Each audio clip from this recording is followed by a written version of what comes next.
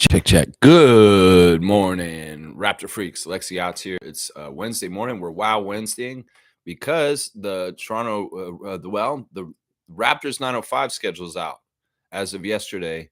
And I know it's not a huge deal to most people, but I enjoy G League at this point and watching the lower level of the Raptors team, like how the young guys coming up and the competition on that level. It's fun, you know.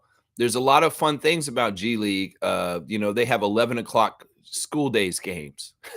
And those are a blast, honestly. If I didn't do the show in the morning, I would try and get the hell down there to the Scotiabank Arena for a G League Raptors 905 11 o'clock school day game, because those are a party. That crowd knows how to cheer. Let's just put it that way. And this year I was counting on the G League schedule for the Raptors 905. There's 7:11 a.m. start games this season for them. Not all of them are here in Canada. Some of them are in other markets, but there's quite a few here in Canada. And they'll probably be split between the Paramount Fide Food Center and the Scotiabank Arena. So that's awesome, man. I love that. Yeah, I'm going to go over the schedule this morning for the 905. And we'll do all the other stuff, the classic card, the Instagram stories, the Raptors Reddit reactions, all kinds of stuff. There's something juicy on Reddit this morning that I was like, wow, that is crazy. That could have been the wow today. That could have been the wow. So stay tuned for that wow coming from Raptors Reddit. But yeah, let's start out and just look at the schedule real quick. Good morning to you, Commissioner Trevor J. Fun. Life is too short to stress, to anger or worry. Stay positive, stay humble, count your blessings, embrace the lesson. I love that. I love that. That's a great sentiment, Trevor J. I appreciate you for it. Yeah, life is too short to be anything but happy. And, life will life, and life is life on its own terms. And even on those terms, everybody has the ability to find gratitude and happiness somewhere. I know it can be dark. I know it can be unfair. I know it can be messed up. But that's the one thing. If you really want to be a rebel, you really want to be defiant, find your happiness amidst the place where they're trying to make you miserable. Seriously, you'd have so much power from that. And that's what I say. Life's too short. That's right, Trevor J. I appreciate you. Fiercey's here. Good morning, fam, and happy Wednesday. Good morning to you, MJ. And Smooth saying Clippers are being investigated. That's what was on Reddit, and I'm very interested in that. We'll talk about that soon, but I don't want to do this right now. I don't want to do this right now, but we'll go over this, Reggie. Trust me. We're going to go over this because this is interesting news on Reddit this morning about what Steve Ballmer did. All right, let's go first with the season. The season for the Raptors 905 will start on November the 7th. It's a Friday night, and they will host the College Park Skyhawks of the Atlanta Hawks G League team on a 7:30 p.m. start at Paramount 5 Food Center. Of course, they'll hang around and play a 2-game series and play once again against them at 2 o'clock on Sunday. Yeah, College Park, we're used to playing them. That's a team that we should be playing. Then we'll have Maine Celtics come through a few days later and play against us in Mississauga. Then they go on the road for their first road trip, and they'll go and see Westchester in New York against the G League Knicks first, and then they'll go around next week and they'll have a back-to-back 2 days in a row in in Greensboro against the Charlotte Swarm, the Greensboro Swarm, the G League team for the Hornets. And then they're still on the road going around. I don't know if they come back and then they go back or whatever, but they could be just on the road for the whole time. They'll go to Long Island and play the Nets near the end of November, the first month of the G League schedule. On the G League advertisements, they're posting Chucky Hepburn, Ulrich Chomche, and Elijah Martin as the stars they want to put forth there. There's Chomche on the December schedule. Yeah, they'll play a second game against Long Island Nets on December the 1st. So 2 games in a row with the Nets. And then they come back home and they'll have 2 games against the Capital City Go-Go at the beginning of December here in Mississauga. And one of those games will be an 11 o'clock game and could very well be at Scotiabank Arena. Then the next week, they'll play two games in a row, 2 days in a row against the Delaware Bluecoats, the G League team of the Philadelphia 76ers. And then they'll go on the road before the G League Winter Showcase, and they'll play the Maine Celtics in Maine, and then go back to Westchester and play the Knicks once again in Westchester. Then they have the G League Winter Showcase, which is basically kind of like the the in-season tournament for the NBA. And, it'll be in Vegas or Orlando. It's either Vegas or Orlando. I think it's in Vegas. I'm not totally sure. But the Raptors 905 will get 2 extra games during this period of time, I believe. I think that they'll have 2 games during those 4 days of the G League Winners Showcase. So there's 2 mystery games that will be in their schedule that are not added yet. And that's a similar thing to the Toronto Raptors with the in-season tournament that goes on also. There's 2 mystery games that aren't on the schedule yet that will be added later when things are determined. After the Winter Showcase for the 905, they have a homestand where the Maine Celtics will come and play them again, 2 more games in Mississauga, including a 7:30. And then they have the Westchester Knicks coming in to play us here also just before New Year's. So, yeah, that'll be the last game of 2025 for them. Then the next month in January, they start off at home still, and then they go on the road for the big chunk of it later.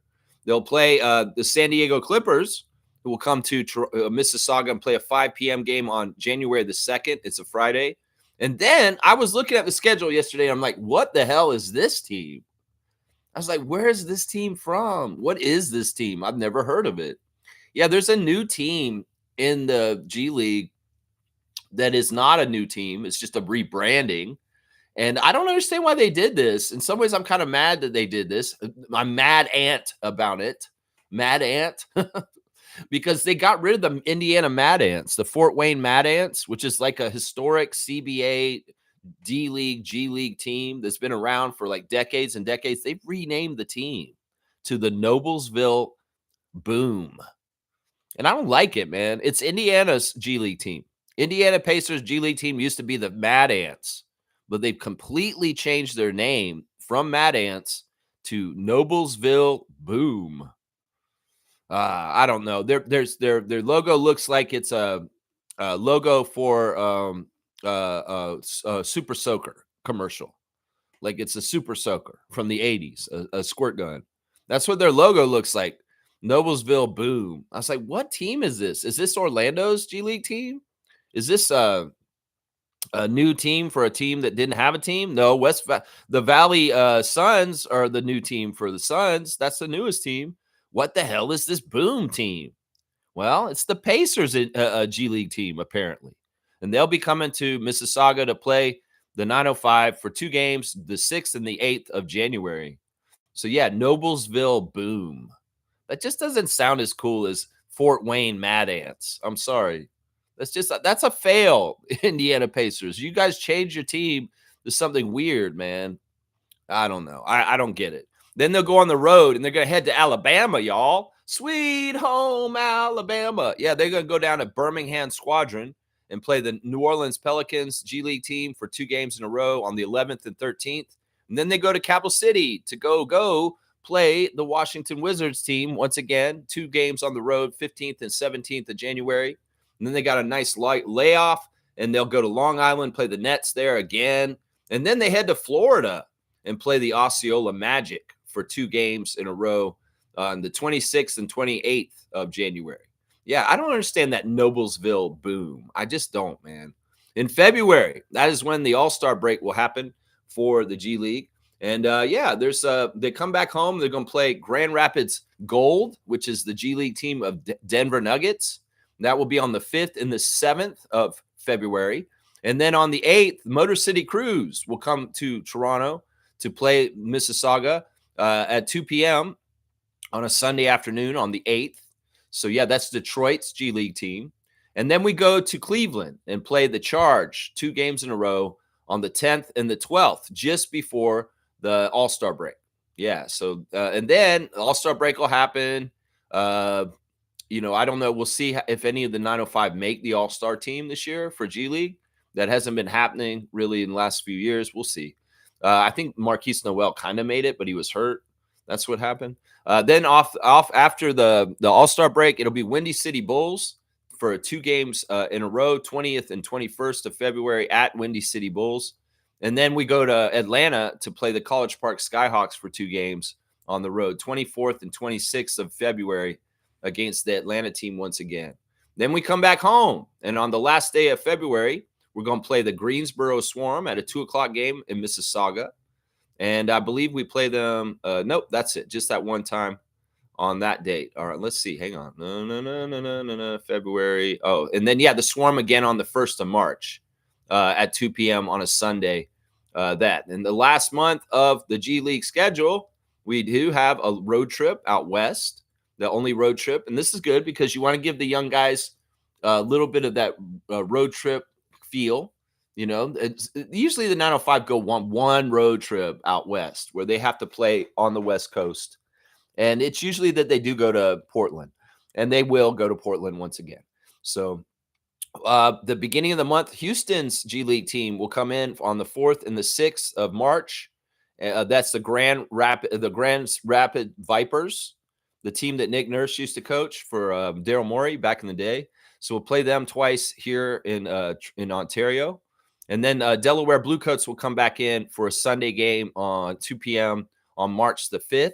You know, some of these Sunday 2 p.m. games, that's prime time for a Raptor Freak hangout, where we'll probably all head out to Mississauga for one of these games. I'm not sure which one.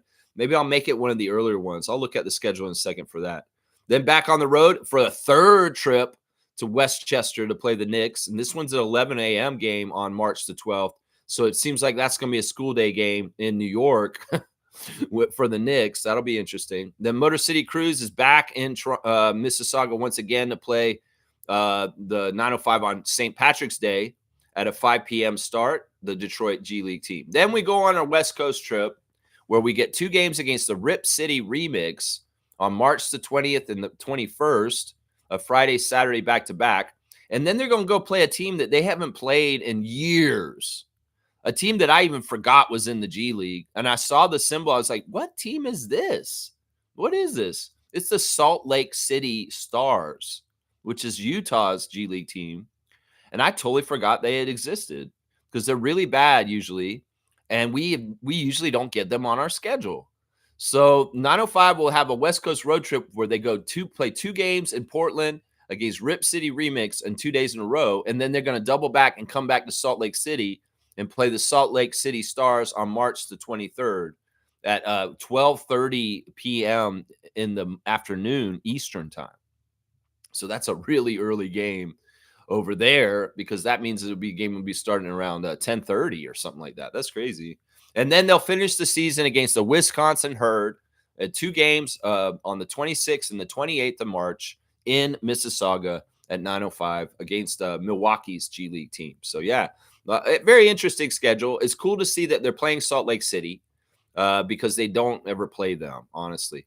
So, yeah, if I'm looking at Sunday games at 2, the first one is Atlanta at College Park Skyhawks on November the 9th. It's a 2 p.m. game on a Sunday. That is prime time, man, to try and come down there and go to that game because that's perfect time for me.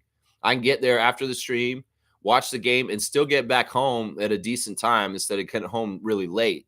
So I'm eyeing that College Park Skyhawks game at November the 9th to go to if anybody else wants to come with me. In December, let's see, is there a game? No, there's no 2 o'clock game on Sunday in December. And there isn't in January either. But then there's one in February against Motor City Cruise on February the 8th.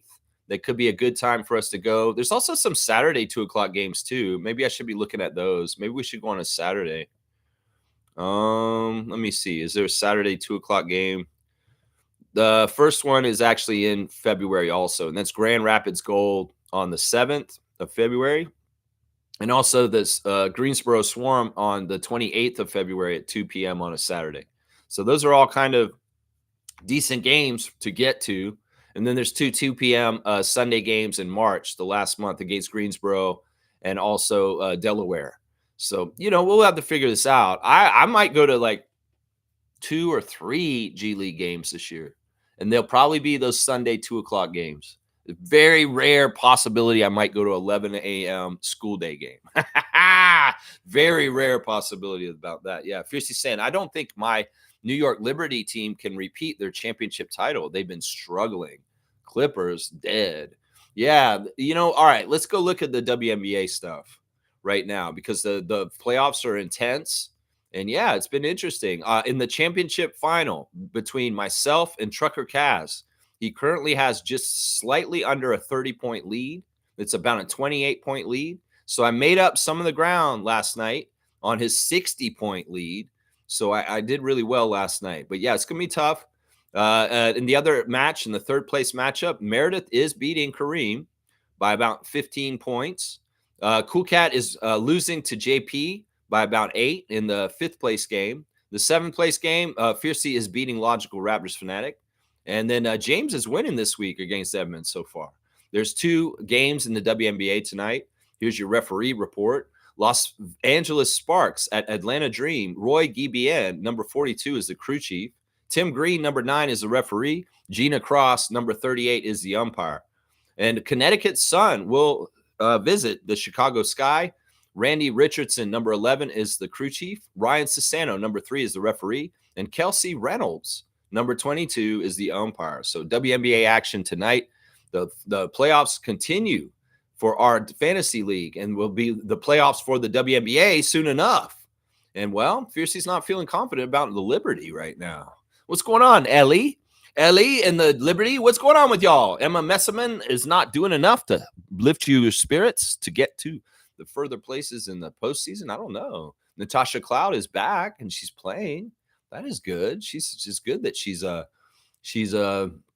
not hurt and able to contribute and help the New York Liberty right now. I don't know. We're gonna see what happens there. That's right. Nacho the Nacho's here. Good to see Gerald return to the chat. I miss you, my guy. Hope you've been doing very good. I hope Nako's been having a amazing summer, doing all the fun things, all the fun concerts, all the fun times with all the fun friends. That's right, Nako. I always wish that for you, my guy. Mad Ants sounds better than Boom. Yeah. I mean, look, I don't want to diss these names like Heat, Magic, Tempo, Boom. In some ways, those are tough names to pull off. In some ways, I'm like, Noblesville Boom? What the hell is that, man? Why?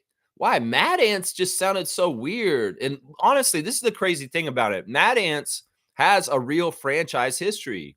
Like, there should be some pride in the name Mad Ants in the state of Indiana because they've been a good G League team that has won championships under that name. But they don't care about that. They just like, yeah, this Mad Ants thing's stupid. Let's call our team the Boom.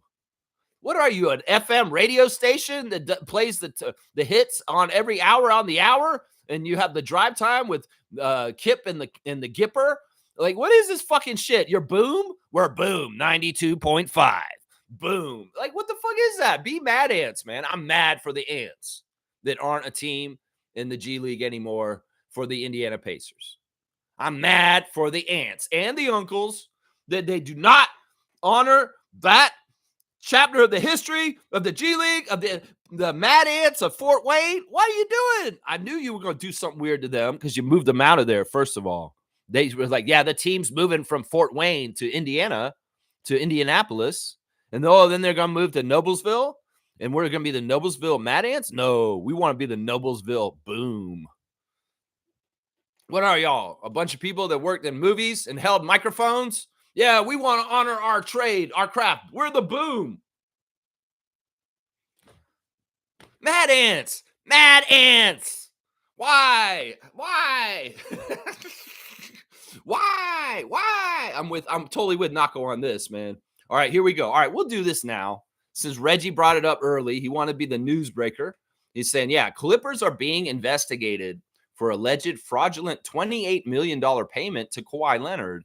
That the story goes like this, is to entice Leonard and Uncle Dennis to come to LA from the Raptors after the championship. Steve Ballmer paid Kawhi Leonard $28 million under the table outside of the salary structure of the NBA and the salary cap. He paid him $28 million extra under the table. That's what they're saying. And this is totally fraudulent. If this is true and the Clippers really did this, they need huge sanctions. They need to be in trouble. They need to actually maybe lose a season. Like, seriously. The NBA maybe needs to say, Clippers, you guys aren't going to play for this year because y'all have egregiously broke the rules of the NBA. Adam Silver is very pissed off. You think that money can just buy anything? Well, some people believe that, and they're trying to run the world right now. But you know what? They may find a cold reality at some point. I'm just saying, man, this messed up, man. This is messed up. This is crazy, man. This is crazy. Yeah, G say Bomber circumvented the cap by laundering money into a non-existent business to pay Kawhi. Will Raptors get anything out of this? I doubt it. Yeah, that's the thing. In some ways, we could get shafted for our coach, Nick Nurse, with tampering with Philadelphia. We can get shafted with a franchise finals MVP player that was getting tampered with by Steve Ballmer and Lawrence Frank and Doc Rivers in the year that we won the championship here in Toronto. And they won't do jack shit to, they don't care if Raptors get screwed over. We've gotten screwed over so many times in the history of our franchise, whether it's Allen Iverson, whether it's, just bullshit like, not being able to draft the top pick in the early parts of our team history. And they changed that rule after the Canadian teams. Mysteriously, we're not expansion teams anymore. They've done all kinds of screwy shit to hold us down and hurt us. In some ways, we don't care at this point. We've moved on. I'm not going to get all butthurt if there's no punishments and there's no repercussions or anything like that, because honestly, this is all water in the bridge and it's already happened. And you could even point all this shit out and it'd be like that. I watched Jake's Takes yesterday. Jake's Takes had Darvin Ham on as his guest, 24-minute interview. And they brought up Kawhi leaving Toronto. And Darvin Ham was giggling about it like a little shithead, a little asshole. He's like, yeah, with Giannis here in Milwaukee, he's a solid, loyal guy. He's going to stay here. I don't see him leaving Milwaukee, is what Darvin was saying. He's like, yeah. And in Toronto, he's like, and Jake told him he was a Toronto fan and that he felt bad when Kawhi left. And this is what Darvin Ham said. He said, yeah, it's too bad you guys couldn't kept him, because in Toronto, y'all would have been set for years and years to come if you had kept Kawhi Leonard. But it's just too bad. And he said with a smile, he's like, what an asshole. Especially if he knew on the download that there was collusion like this to get Kawhi to go to LA like this. It's kind of crazy. On Raptors Reddit, this is what they're saying exactly here. Kawhi Leonard signed a secret $28 million deal. Steve Ballmer funded a fraud. We followed the money. So there's like a clip and they're figuring it all out. And let me see what the commenters are saying on Reddit about this. Let's see. Somebody's saying, pretty sure Masai was implying Uncle Dennis wanted the Raptors to do shit like this. Yeah, that could be part of it, is that like, I knew at the time, part of it was Uncle Dennis wanted to be kind of GM. Him and Kawhi wanted rights to say who was coming and going. And part of that was the Russell Westbrook, Paul George shit. And that, he wanted rights to say who comes and goes on the team. That was kind of around the same time that LeBron was running the Lakers, remember? And LeBron was telling the Lakers who they should trade and move and stuff. Well, Kawhi wanted that power here in Toronto. And Masai's like, no, man, that's my job, bro. And you and Dennis, you can fuck off. It's kind of like that, man. It's kind of like that, Somebody's saying Kawhi shouldn't be exonerated. Dennis represented Kawhi. Ergo, Kawhi has been trying to do shit like this for a while, and found somebody willing. Yeah, I mean, seriously, if this is true, Kawhi Leonard is guilty. Just as much as guilty as his uncle or Steve Ballmer and the Clippers, because he received the money. If he received it and there's a paper trail and there's evidence of all this, then these people need to be punished. Seriously, Adam Silver. Don't treat this lightly just because it's the Raptors and you think everybody doesn't care about the Raptors. Once again, you've shown an unfair league at times. And well, in some ways, if you want to be fair, you better fucking come correct with the punishment on this, is what I'm saying. That's right. That's right. Yeah, this is crazy stuff. In some ways, some people are saying that Adam Silver should reverse time and make Kawhi come back to Toronto right now.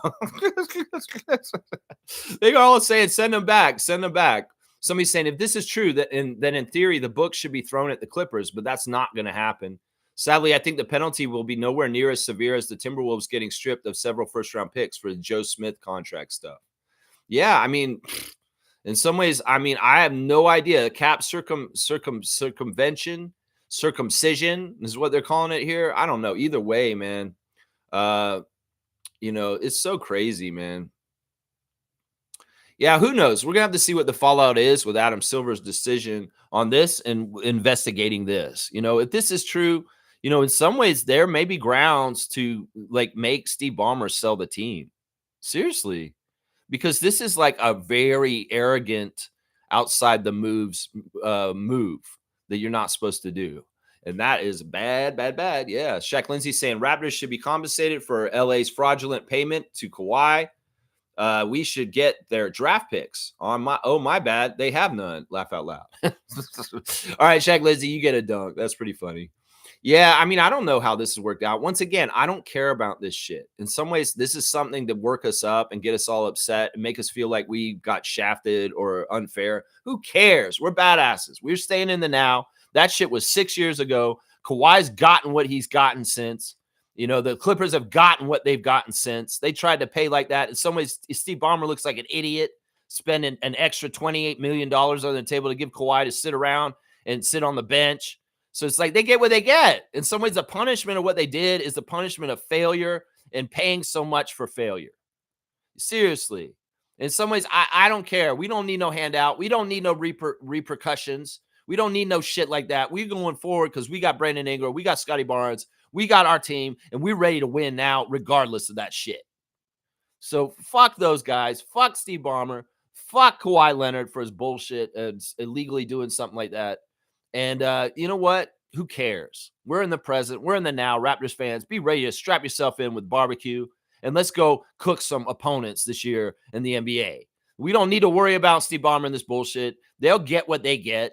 They got Bradley Beal. They're going to get what they get. We know that. If you see Bradley Beal on a team, yeah, you know what's going to happen there. Seriously. So, and like, look, Kawhi's going to retire, and he won't win again. He won't win again. And all these guys that are trying to jump on and win something with him in a retirement home at the Intuit Dome right now, they're all not going to win it again either. None of them. None of them. Russell's on his way out.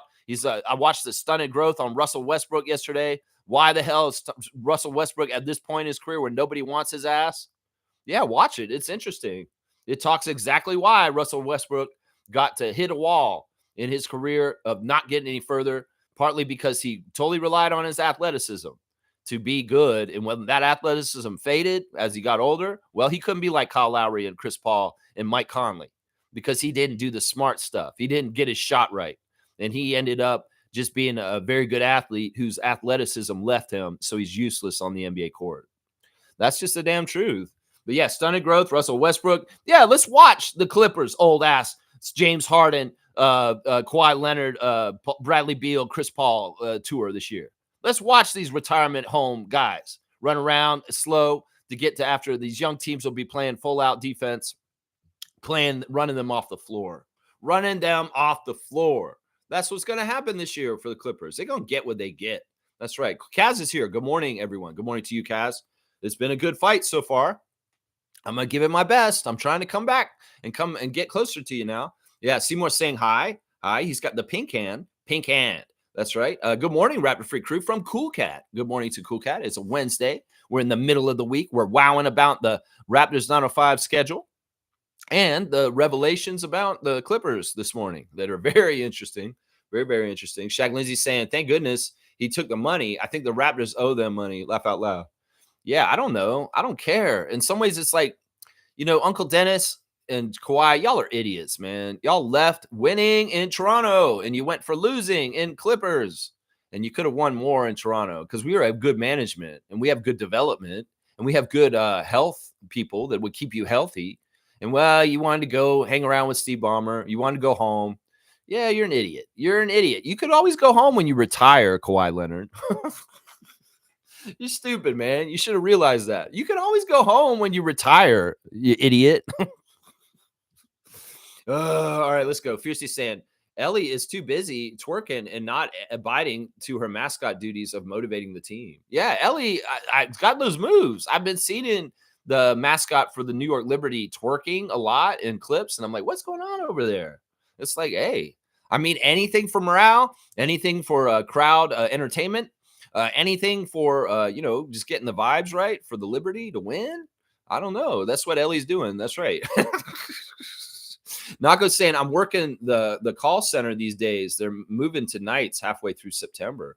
Okay. So, yeah, I was wondering. I know, Gerald, you're a busy guy. You're a young guy. You got your life to live. And, hanging out with the Raptor Freaks in the morning, I know you like to do it, and you come in here when you can. And I appreciate when you do. But, yeah, I don't know what your schedule's like these days.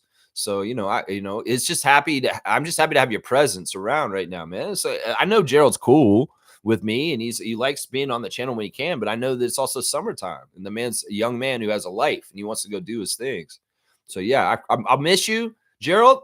But also, I'm very happy to see you this morning, man. Very, very happy to see you. Fiercely saying, on a serious note, Ellie, hang on, is saying, Ellie, okay, hang on. On a serious note, where is that one? I want to make sure I don't miss it. On a serious note, Ellie is my favorite WNBA mascot. Well, we don't know yet if that will continue to be the case in a year from now. That's right. That's right. I wonder what the Tempo's mascot is going to be. Like, if they do make it a Canada Goose, I won't be upset. Seriously. Because in some ways, that's very Canadian. It's very Canadian. And the Canada Goose, in some ways, is a badass. I know some people are like, why would we make it a Canada Goose, Lex? Seriously. No, I'm serious. It would be a good one. That's a feisty bird, man. That's a feisty bird, the Canada Goose. I think Lily Singh was on it when she said that earlier this year when they asked, what do you think the mascot of the Tempo should be? And she said Canada Goose. I was like, yeah. I mean, that makes sense to me. I don't know what they got in development. I don't know what's coming up. Maybe it's a musical note. Hi, we're the Tempo. I'm a musical note. I don't know. But you may have some competition for what the Toronto Tempo mascot is. You may be like, actually, Tempo's mascot's pretty cool. My favorite mascot is always going to be the Raptor. But I'm telling you right now, Enzo is climbing the charts for me right now for Scarborough Shooting Stars. Enzo's a badass, man. And he might be my second favorite. Stripes is pretty up there too. I can't sell out my guy Stripes from 905. But yeah, they're these mascots. Well, we're gonna have to see what Tempo's got. I want to see their mascot, man. Yeah, finally 28 million. Yeah, it's crazy. Just say, Steve, what a life. Steve Ballmer's like, hey, let me just slide you his 28 million underneath the table here. Nobody needs to know. Kawhi, you need to start helping people. Seriously. You know what? I have a lot more respect for Kyrie Irving every day as time goes on. Kyrie Irving very publicly coming out saying he wants to be a farmer now. Yeah, he doesn't care about the NBA anymore. He's like, you know what? The NBA is whatever. Fuck the NBA. NBA, I've done that. I'm a champion. Who cares? I'm ready to go on to the next phase of my life, and that's farming. Yeah, Kyrie Irving is buying up a bunch of land, and he's going to make a whole bunch of farms, and he wants to feed the people, y'all. Seriously.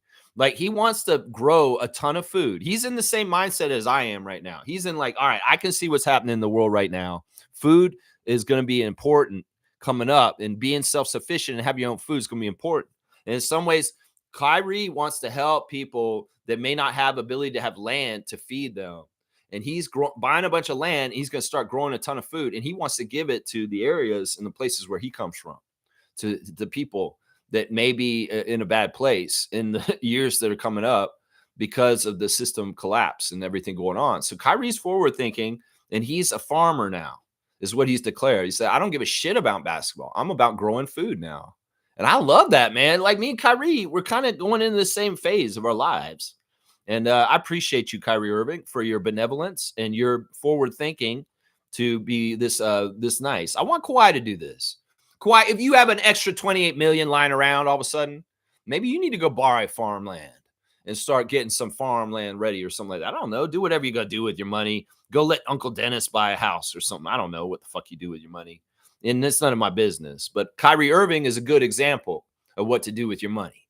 And I appreciate you, Kyrie. It's crazy how much my feelings towards Kyrie Irving have changed in the last 5 or 6 years. I really didn't like the guy for a long time ago. And now I like him so much right now. It's crazy. And James Harden, I've even started to like him more and more as years gone on. It's weird, man. It's weird, man. Yeah, F Kawhi and F the Clippers. That's right, Seymour Pave. F them. That's right. 2-finger salute to you, Steve Ballmer, you crooked ass. That's right. G saying, imagine how bad the rest of the players on that team must feel. Well, if this shit's coming out, I mean, what do they care? I mean, these players already deal with like crazy differences in pay. You know, it's just part of the NBA. It's like, recently I watched a lot of wrestling podcasts, and in particular, I like to watch Jake the Snake's podcast, Jake the Snake Roberts. And he was kind of talking about how back in the day when they were wrestling, everybody just understood Hogan was like their cash cow. And he's going to get special treatment. He's going to get more money. He's going to get his own dressing room. He's going to get limousines. He's going to get this kind of stuff, whereas the average regular wrestlers are not going to be getting into that. But they understood, and they were okay with it because he was deriving a lot of the money for everybody else. So it's a similar kind of thing. Like players that play on a team with LeBron James have to feel that way sometimes, because he's stratified, he's different. He has to have extra security. He may have extra things for him, just him specifically, that other guys don't get. So, a lot of that in the NBA is used to this. Guys that are rookies or first year contracts or just barely in the league on minimums, they see the grandiose, crazy salaries of some of their teammates, and they just have to accept it. That's just how it is. That's just how it is. I mean, I don't think anybody on the Clippers would be that shocked that Steve Ballmer slid an extra $28 million under the table to Kawhi Leonard, and I don't think they'd be upset about it either. I don't think they would. Yeah. Let's see. Although $28 million is a lot of flow, it is a lot of flow. That's a lot of money. That's 2 years almost of Masai Ujiri running your team. That's almost 2 years of running Masai running your team. That's right. Yeah, Fiercely saying, if it is true, what does it make of Kawhi's values? Huge lack of integrity. Man, let's not think that anybody has integrity in this world at this point. Let's just default think that everybody's a sellout if they give them the chance. Seriously.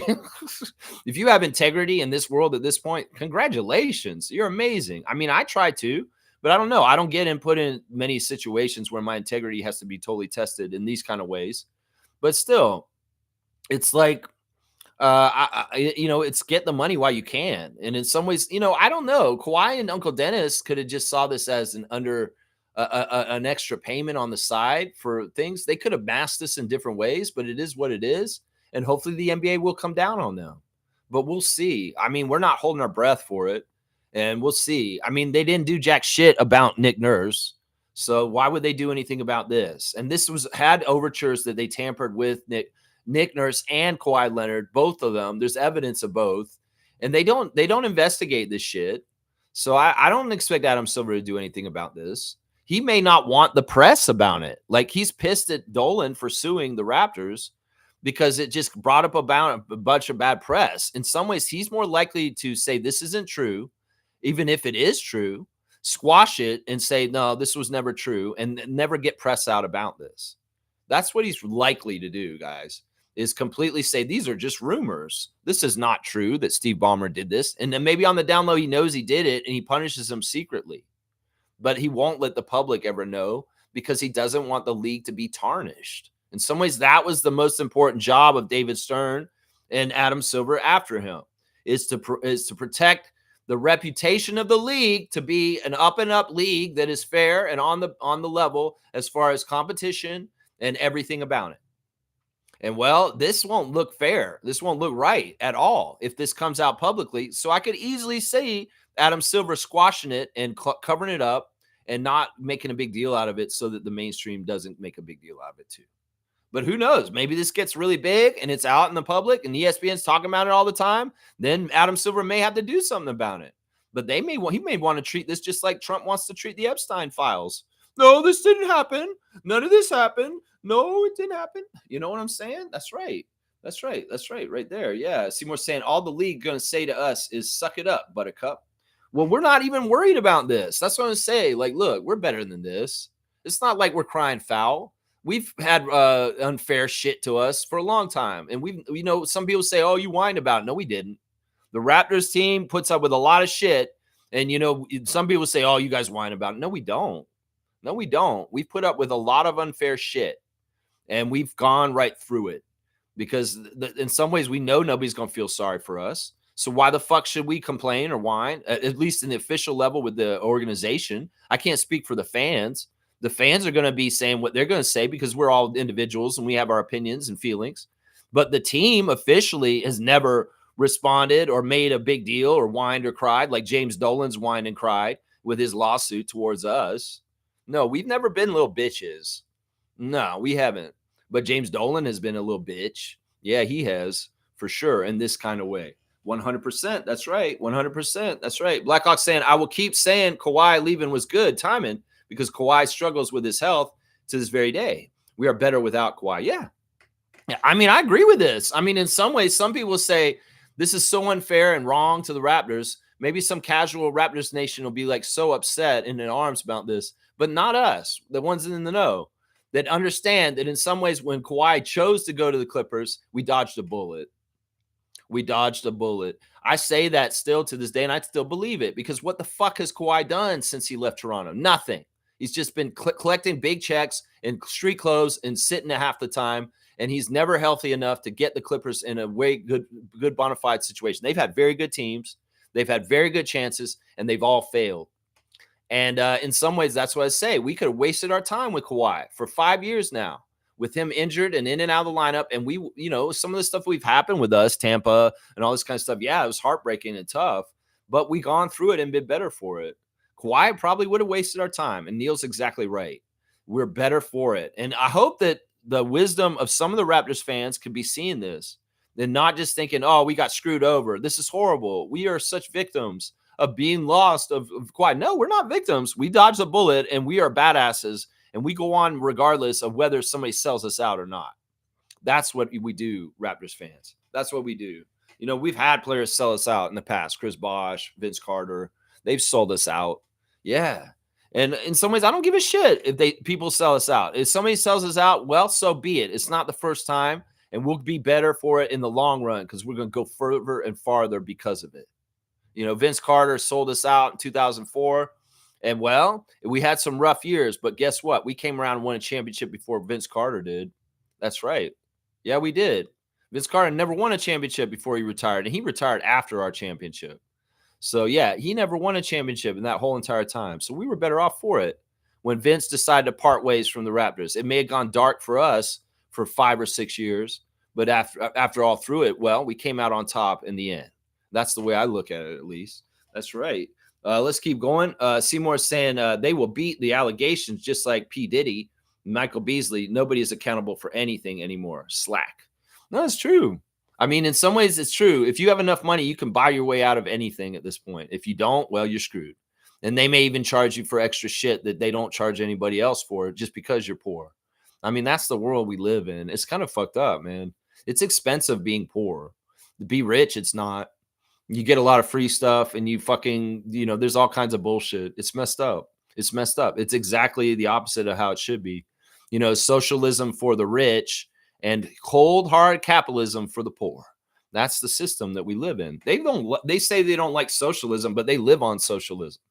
That's what it is right there. Pay no taxes, Netflix. Pay no taxes, Jeff Bezos. You're on socialism. You guys are on social welfare at the highest degree.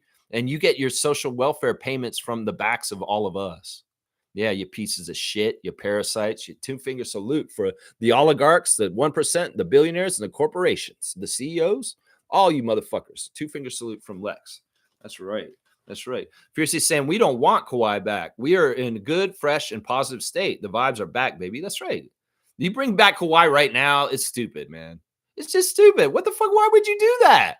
Like, what the fuck is he going to do? He's going to sit on the bench. Hi, guys. Hi. That's my Uncle Dennis over there. Hi. Hi, Jacoby. Come sit next to me, Jacoby. Yeah, let's talk. Okay. Let me sit down and talk to you, Kawhi Leonard. You're amazing. You're a finals MVP. Yes, Jacoby. Let me talk to you about the NBA and how to make money. Okay. Do we want that? No, we don't. No, we don't. We don't want Kawhi Leonard anywhere near our youngsters on our team, trying to talk to them and mold them. Fuck that. Fuck that. You don't want Kawhi Leonard with his Ben Simmons ass coming over here fucking trying to tell our kids how to be professionals. Fuck that. I know that Pascal learned some stuff from Kawhi. I know that they did. OG learned some stuff from Kawhi. But that was Kawhi 6 years ago. This is a different Kawhi. This is a weird Kawhi. In some ways, I like Kawhi still. I still honor him for what he did, but he's still kind of an idiot.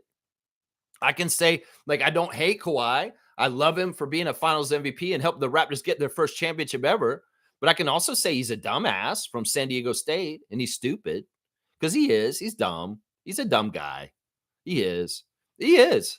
Anybody who leave the situation in Toronto to go to LA is stupid. I'm sorry. That's just the way it is. And anybody who says, nah, Lex, no, man, Canada sucks. No, bro. Nah, listen, you don't know what he left on the table. And a lot of people say the same damn thing. Serge Ibaka said it recently. Left 2 championships on the table. Darvin Ham said the same damn thing in Jake's Takes. Oh, the Raptors would have been so good if Kawhi just stayed there. And then he laughed like a little shithead. And he even said this, too. He's like, Doc Rivers is the best coach for the Milwaukee Bucks this year. He said that because he wants to get out in front of it. The stuff I've been saying that, well, they go fire Doc and put Darvin Ham as the coach. And these jokers too. Jake lives kind of in Wisconsin right now. So he's in the Milwaukee market, but he is a Raptors fan. But he's like saying, yeah, I really think the East is wide open and that the Milwaukee Bucks are going to be the number one team in the East this year. And Darvin Ham's like smiling real big. He's like, oh, yeah, Jake, you're singing my song, Jake. Oh, yeah. I'm like, you motherfuckers have Kyle Kuzma. Don't even start this shit. Don't even try and tell me Milwaukee's going to be good. You got Kyle Kuzma on your team. Seriously. And you're going to start bragging. They start bragging about all the players that Milwaukee got this summer. I'm like, oh, my gosh. This list is so mid. It is so mid to like tragic. You know what I'm saying? Darvin Ham said this, and we got Amir Coffey for nothing. I'm so happy we got Amir Coffey for nothing. You start talking about Miles Turner playing with Giannis. He thinks that Miles Turner is going to be exactly like Brook Lopez, except he's younger and he can grow with Giannis because they're the same age. These motherfuckers are like 10-year vets. They've been out there forever. What are they going to grow into? They are what they are already. Come on now. And seriously, Miles Turner is a good player. I don't diss Miles Turner, but it's going to be a totally different look than Brook Lopez. And honestly, they're losing shot blocking and defense with Miles Turner coming in for Brook Lopez. Brook Lopez is a fantastic defender. That man was big and solid, and he guarded the lane. And in some ways, he was the fit with Giannis at work. And once again, I'm going to say this is a big downgrade. Miles Turner may be able to shoot the threes better and maybe a little bit better offensive player than Brook Lopez, but he is not a better defender. And this team does not have good defense. And Milwaukee is going to suck this year. And Jake's takes and Darvin Ham trying to say, oh, we're going to be so good this year. Y'all are crazy. The Milwaukee Bucks are going to slide this year. They're going to go down in the standings. They're not going to be up at the top. No, they're not, because they have a shitty team. You go look at that roster and you tell me not. You guys can't just collect Garys and think you're going to be good. We love Gary Trent Jr. Don't get me wrong, but just having a bunch of Garys on your team doesn't make you good. No, move your team to Indiana.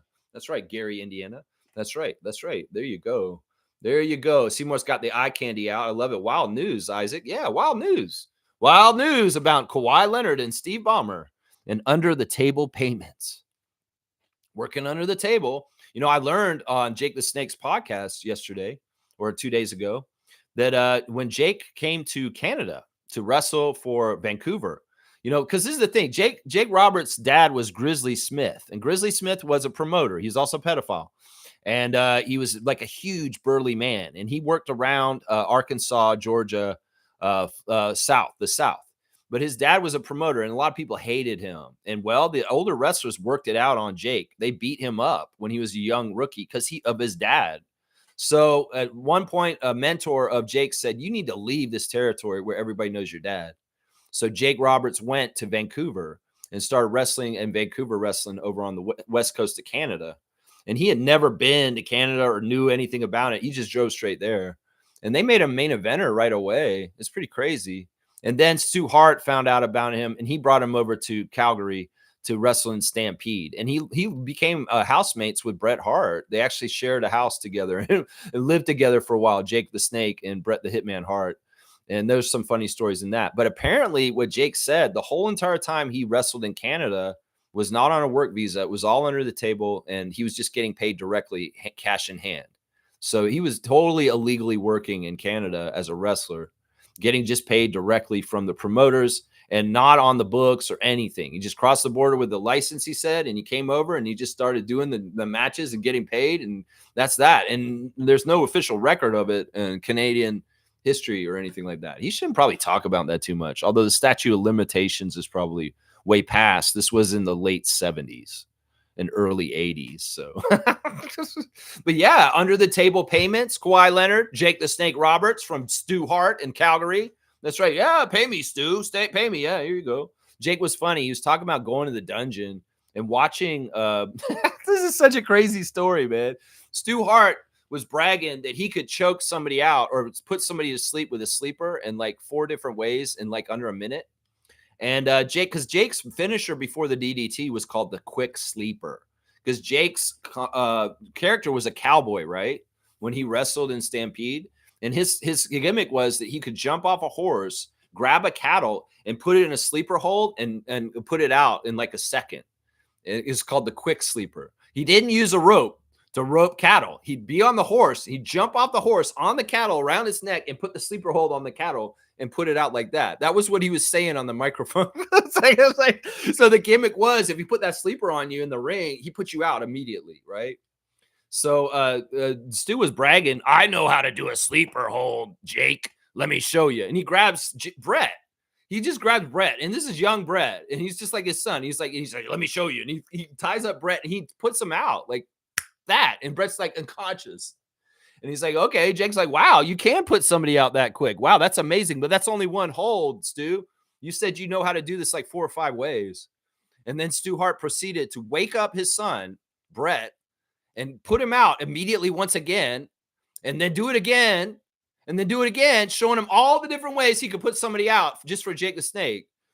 I'm wondering now, like, I know Goldberg kicked you in the head, Bret Hart, but your dad was abusing you as a son a long time ago, and putting you out like that, that can't be good for your head either.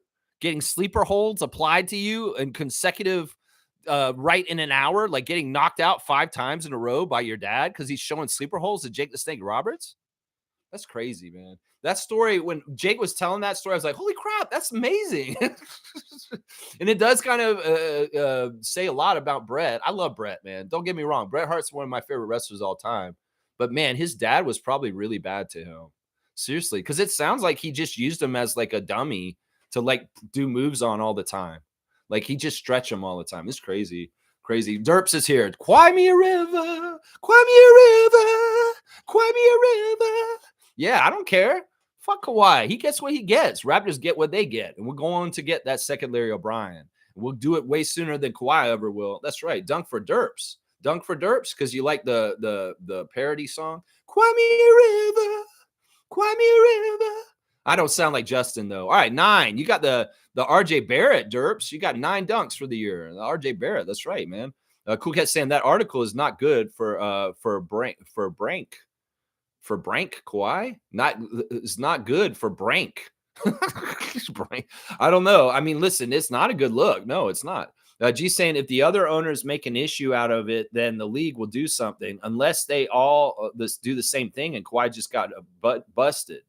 Yeah, I can see that. I mean, that is actually where there would be a problem is if the other owners are like, no, this isn't fair. How the hell did Steve Ballmer get away with this? And yeah, you need to punish him, Adam Silver. I can see that. I can see that. But the thing is, they have to have them dead to rights evidence that this is exactly how it happens. And if they have that and the owners feel like they want to put pressure on Adam Silver for it, I'll bet you they'll do it. But once again, Adam Silver is not going to want the circus of the public knowing about it. It'll probably happen behind closed doors, and we may not even know about it in some ways. We may not even know about it. Who knows? Isaac saying the league should make the Clippers money compensate the Raptors and give them picks. How's this different than gambling? Eat the rich. Yeah. I mean, I don't know what the punishment should be. I mean, in some ways, we're the ones who lost because of it. But in some ways, we don't give a shit. We're going to go forward and we do what we do. But in some ways, it's like, look, if it's fair, Adam Silver, the Raptors should be compensated. The Raptors should be compensated. We're not whining for you to do it. If you don't do it, I don't care. But I'm just saying, in a just world for this situation, the Raptors should be compensated for this malfeasance. This is malfeasance. This is illegal. This is something that the Clippers did to lure away our franchise finals MVP in a championship year by giving him a $28 million under the table. That's totally illegal. And if the repercussions, if there's anything kind of balancing out, well, is there any kind of reparation for the Raptors in this situation? Is there? Is what I'm wondering right now. That's right. Caught. They got caught. Seymour saying, I'm not surprised by Kawhi's decision. It's San Diego State thing. That's right. This is going to be the thing now. Seymour's on it. He's caught on with me. Yeah, Jalen McDaniels, Malachi Flynn, Kawhi Leonard, San Diego State thing. It's a San Diego State thing. Yeah. Enrollment and standards for San Diego State are very low. Very, very low. Very, very low. If you're having a hard time getting into university, well, try San Diego State. They'll let anybody in there. That's right. That's what I'm learning. That's right. Seymour saying, come out to press a Canada Goose song for a tempo. Yeah, Canada Goose can be very feisty. You could have a cool kind of Canada Goose with a body. And who knows? Look at our Canada Goose twerking, Ellie. Yeah. You get that big Canada Goose butt out there twerking in the arena at Coca-Cola Coliseum. Woo, woo, woo. That's right. That'll get the crowd lively if the Canada Goose is going off. That's right. What is the Tempo's Canada Goose name? Maybe it's Tina Tempo Goose. I don't know. What do you name the goose? If we're going to make it a goose, I don't know. I like the goose. Seymour saying, I know we don't like Alonzo, but he just built a $32 million old age home for the elderly. I respect that, but it's still weird. Dude didn't want to play in Canada. That's good. I like that. Philanthropy is always very much smiled upon.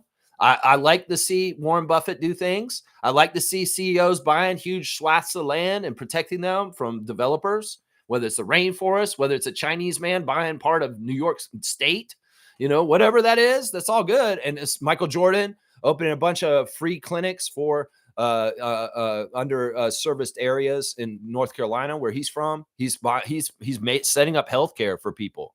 The healthcare system is fucked up in the United States, for profit and out of control. Well, Michael Jordan is going to become a healthcare guy, and he's going to make a bunch of hospitals to help people. And he's doing that. That's amazing. Kyrie's being a farmer. And, well, Alonzo Mourning is going to build an elderly home for people that are old in Miami, probably. So, yeah, this is all good stuff. I love this kind of stuff.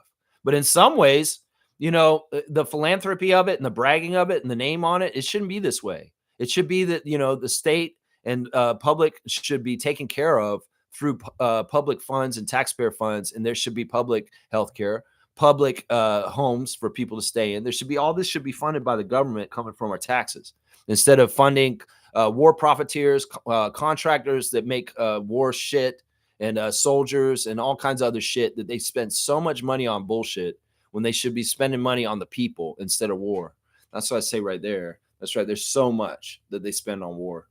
Fiercely saying, I can't wait to see the Toronto Tempo mascot. I can't either. It's going to be fun. I'm telling y'all, Enzo's the best. Go see Scarborough Shooting Stars mascot Enzo. He's hilarious, man. He's hilarious. G saying, my question is, who's rattled? Someone scorned, resentful? This is not good for the locker room health. Anyways, better than them than us. He served his purpose well here, and now we move on. Yeah. I mean, I don't think it's a problem. I think that in LA, it's just kind of justified that, yeah, Kawhi's special, and we're going to have to treat him special. And James is special to a degree too. And Bradley is special to a degree too. Chris Paul don't give a shit. He's just a good vet. And he's just going to do what he does. How does Zubac feel? Zubac's like, oh, there's all these old guys on my team. I have to respect them. They're legends. And in some ways, why would I get mad at my teammate Kawhi? Because he got paid an extra $20 million? No, you go on, player. Yeah, I like your game. Look at you getting slid that money underneath the table from our owner. Yeah, I don't think they get upset. I understand what you're saying, but I don't know this is actually true. I think the players are all for one for all, and they're not hating on this. Seriously, Kawhi's already going to make more money than everybody else just because he made another extra 28 on the down low. I don't think anybody blinks on that. I don't think there's any problems behind the scenes with that. That's not what they get upset about. Seriously, they're more likely to get upset about not starting or not getting enough minutes, or maybe not even getting shots in certain ways. That's what James or Bradley or they'll get mad about. But I don't think they could get mad that he got an extra $28 million under the table. I really don't. Kaloy saying Pablo Torres is the journalist that broke the story. He has a copy of the contract. Crazy. So there's a contract, Kaloy. Wow. Dead to rights. Wow. Well, I hope this becomes something in some ways. And, well, hopefully the Raptors will benefit from this. There may be some fallout that, we look like we're a team that got used and all this kind of stuff. They've been saying this bullshit for a while anyway. It's not going to be much different than any of the stuff they've said about Kawhi's exit from Toronto. So it won't be that much different. But, well, we'll have to see where the investigation goes. If there's hard copy truth and proof and evidence, well, Steve Ballmer, you're dead to rights, bro. You're dead to rights. It doesn't matter how many bathrooms you've got in your arena, bro. If you're cheating, that's right. It doesn't matter how many you got. That's right. Smooth saying, I'm the same, Lex. We got the best of Kawhi. The Clippers have the leftovers. Boom goes a dynamite, Reggie. That's right. They got the leftovers. You got the sloppy seconds. Oh, that's gross. Yeah. Nah, he's exactly right. Smooth's gonna get a dunk for that. It's like, listen, we got the prime Kawhi, we got the peak year of Kawhi here in Toronto. We were privileged enough to have him in a Raptors uniform at the height of his powers, and he's only gone downhill since, and he wasn't as good before. He was in his best exact year in 2018, 2019 when he won a championship here in Toronto. And you know what? I'm not hating on that. You got it here, buddy. And if you have 1 year, one shot, 1 year here, and you did it, and that's what it is, man. That's what it is. He's a two-time champion with the Spurs and the Raptors, but he will not win with the Clippers. And Steve Ballmer can pay all the money in the world. Might as well just throw it in Pacific Ocean, buddy. This is what you're doing with your money, bro. When you run in the Clippers, since you lured Kawhi with your $28 million, you just throw that money in the lake or in the ocean. Seriously, bro. Just take the money and just throw it in the ocean. I'm throwing money in the ocean. I'm Steve Ballmer. I'm going to build an arena, too. I'm going to throw money in the ocean. Ooh, is Ben Simmons available? Let's get him on the line. I want to throw some more money in the ocean. Come on in, Ben. I love your fashions on the bench. I know you won't play for me or take any shots, but I'm going to throw the money in the ocean. That's what he's doing. He's throwing money in the ocean. That's what he's doing, man. That's right. Seymour saying Bobby Portis, Turner, and Giannis is good up front, but they got no wings, no guards. Yeah. Nah, man. Nah. Giannis is a good defender. Bobby Portis is a tough guy who can be very annoying, but he's a bench guy. He's not really a starter. And Miles Turner, he was exposed in the finals this year. Seriously, that's part of the reason why, in some ways, the Pacers couldn't justify putting that money into him continuing, which is crazy because he was there forever. And well, now he's going to go play for the Bucks. I don't know, man. I think that Miles Turner, in some ways, is not going to look as good on the Bucks as he did on the Pacers. And in some ways, he's on the decline because he's older. And I don't have any faith. I don't think they have a good front line. I think Brook Lopez, it was so necessary to that team. They're not going to realize how much he was until this year. And now that Lopez is actually on the Clippers, which is interesting, they're going to miss him. He's going to be a huge difference. In fact, this is the thing. Giannis has never, ever played in his career without Brook Lopez. This is going to be the biggest difference. Having Brook Lopez around to be an extra big defender around him, to be a tough guy for that team, that's going to be sorely missed, guys. You're going to see it. Milwaukee's going to lose an edge that they've enjoyed for the whole time that Brook Lopez has been on this team. It's going to be huge void, literally, that they will not be able to fill. And Miles Turner is not the same kind of player, and they're going to see that. And one of the things that's going to be the biggest difference is that Milwaukee's going to be way easier to score on this year than they have been the whole time Brook Lopez was there. I'm telling you right now, their teams are going to have a way easier time scoring on the Bucks. The Bucks had a good defense partly because of Brook Lopez. And this year, they're not going to have a good defense at all. In fact, they're going to get run roughshod on and scored all over the place on. Watch. Believe me. Seriously. If I'm right, you guys remember I said this on September the 3rd, way before the season started. That's right. Shere Khan's here. Good to see Raptors Freak. Shere Khan, the star of Raptors Tonight. Let's see what he's saying here. Good morning, Raptor Freak family. Busy at work, but I just want to say, hey, let's go 905. That's right. I'm excited about 905 season. I want y'all to watch more 905 games this year. If you guys were kind of like, I don't really watch the 905. I'm just a Raptors fan. Seriously, you guys should check it out, especially because Chomche is probably going to be doing most of this stuff there. Last year, Chomche was amazing to watch on 905 when he was healthy. And, well, I expect more of that this year. And plus, I want to see this, man. Elijah Martin is a winner. Elijah Martin is the national champion with Florida Gators from the NCAA tournament this year. And in some ways, I want to see that swagger, that kind of ability on the 905 this year, because Elijah could very well be a huge leader for 905 this year as far as that drive to win. That guy who's like, I'm putting y'all on my shoulders and we're going to win. The first game of the Summer League was kind of like that when he took the elevator up and dunked it on their heads. It's just, in some ways, Elijah Martin's winning attitude, I want to see how it translates to the G League level. If he can be a leader, an X factor, a clutch guy, a guy that's like, yeah, we win it because we're 905 and I'm Elijah Martin of the Florida Gators / Toronto Raptors / the Raptors 905. That's what I want to see. That's swagger. And you add in Chucky Hepburn alongside with him, stealing the ball and stuff like that. There's some very interesting stuff that could be going on down there. Of course, Mobo and Battle will probably be around too. I don't know if Walter and Shed will see time down on 905 this year, but that's possible still too. That's still possible that Jacoby Walter will do some 905, maybe very little. I don't know if Shed will though. Shed may not be down there at all because he really is the backup point guard at this point for the Raptors. So yeah, Kaloy saying this: the Wolves lost 5 first-round picks for the Joe Smith scandal. How will Silver come down on the Clippers? Well, I would say, like, if you're taking away picks, how do you compensate the team that was taken away from? Seriously, if you're going to take away their picks, give them the Raptors. Give them the Raptors. You don't have, maybe you don't take all the picks and give them to us, but maybe some of them you do. Maybe you do, because it's like, man, that was wrong of them to just like overpay under the table, outside the cap, to entice a player to come away from that team. That sounds so fucked up and rigged, Adam Silver. Seriously, you need to write this, and you need to start showing that the Canadian team isn't a second-class citizen in your league.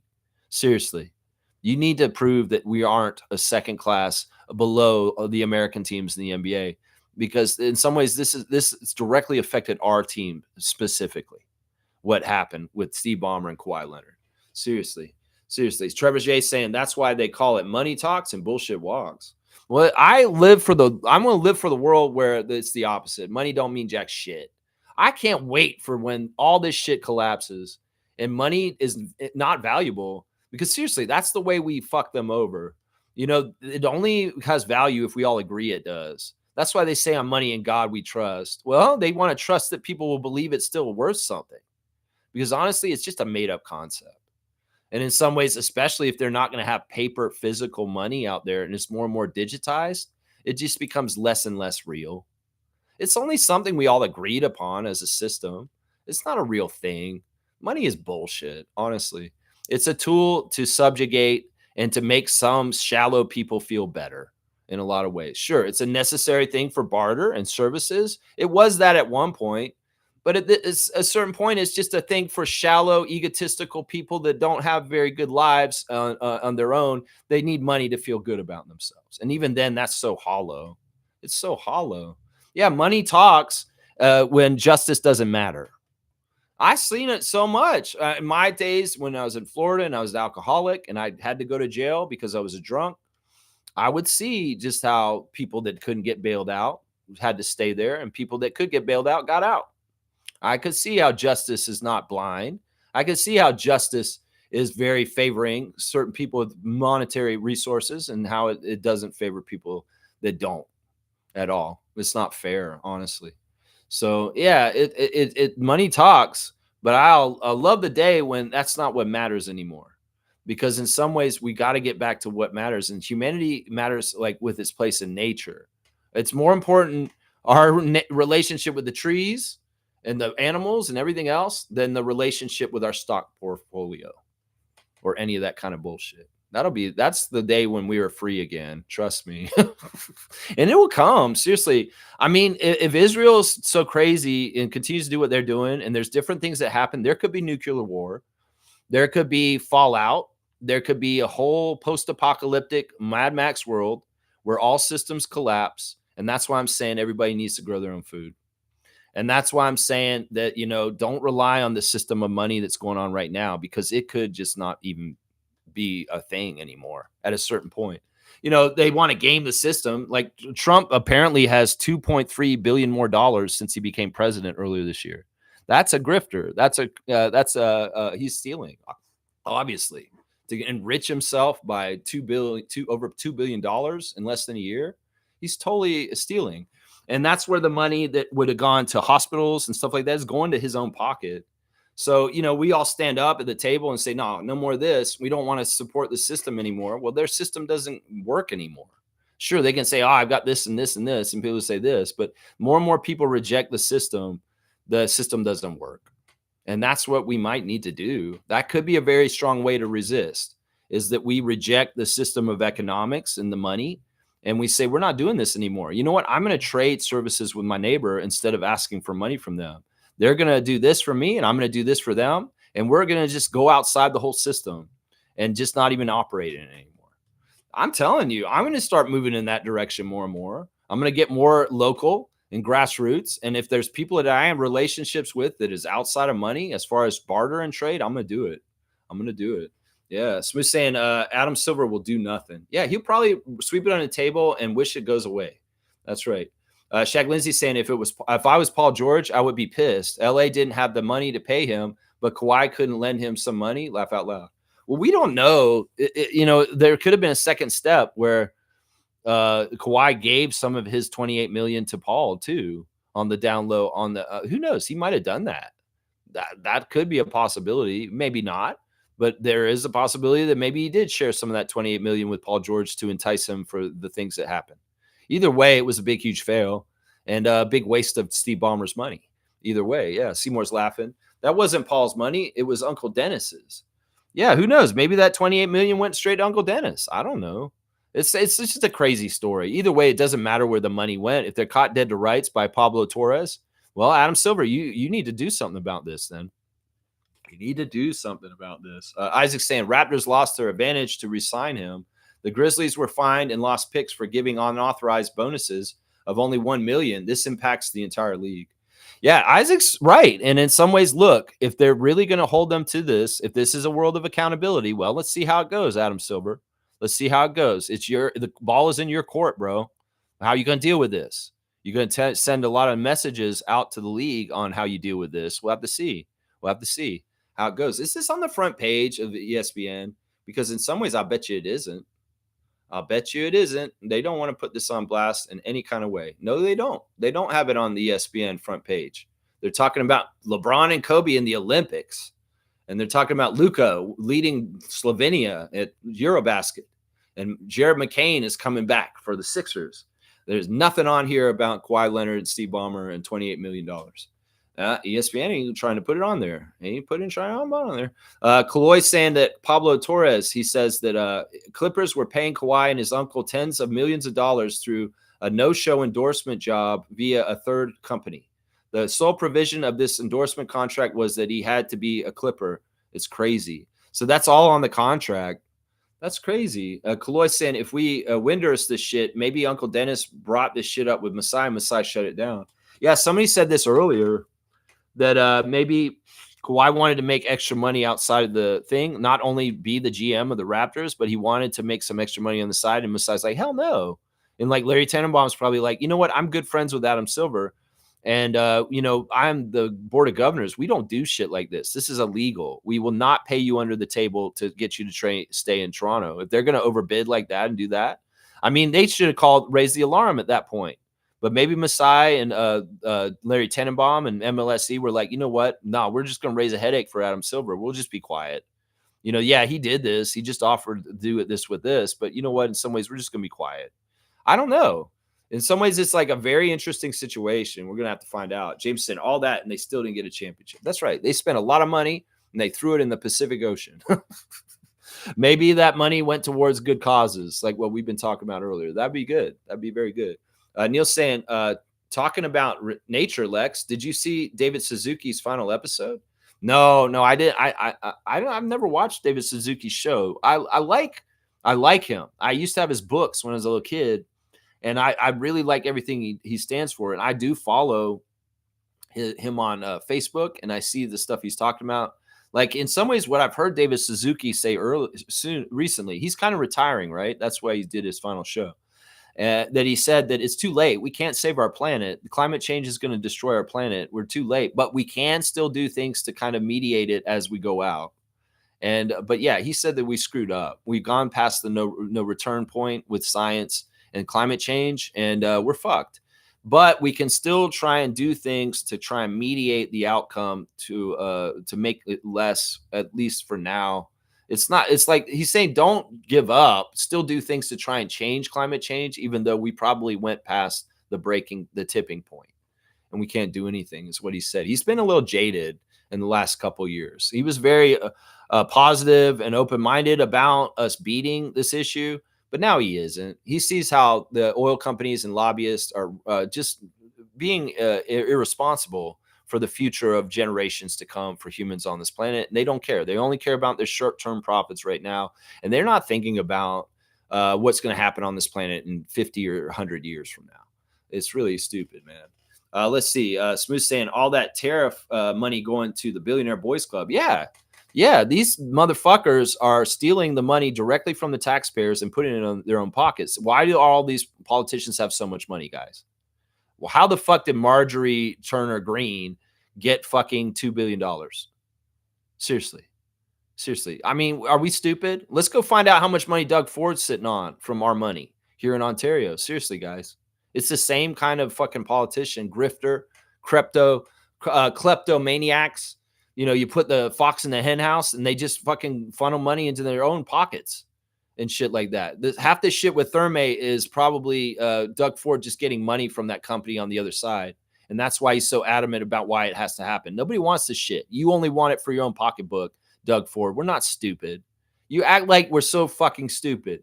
But I know you're enriching yourself behind the scenes, just like Donald Trump is, with your fucking position of power.